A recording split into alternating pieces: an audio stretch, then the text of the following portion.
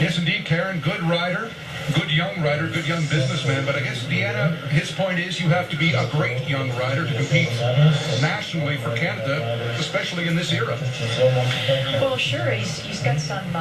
We already have a great team. We've got Miller and Lamaze, Delorier, Jill. They're not retiring. So if you want to break into that club right now, he's got all the right things. He's got passion for the sport. He's obviously got talent, and he's well mounted with a good horse. So he's got to keep himself with good horsepower, and then he's got to keep himself in the top ribbons. Pretty confident young guy too. You can feel it ooze off him, and he was awfully good in the Grand Prix back here in June.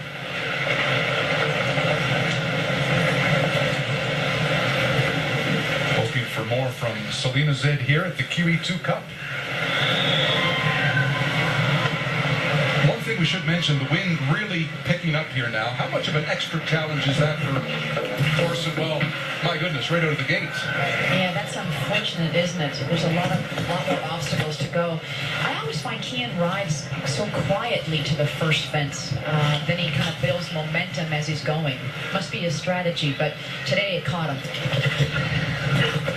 And what about that wind? You can hear it now rustling through the microphones? For sure. And I mean, this beautiful venue we have is surrounded by all these hundreds of flags, which can be a bit distracting. But you'll see all the horses here. They're wearing the bonnets, we call them, and it goes over the horses' ears. So that's going to help muffle the sound and the wind as well.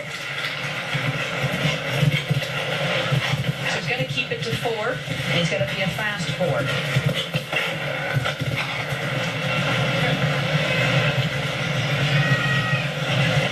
Still a relatively young horse, so Keean really hasn't been, I don't think, testing the speed as much in the past competitions. So he's going to have to take the horse out of its element a bit and step on the gas a bit and hope the rails will stay up.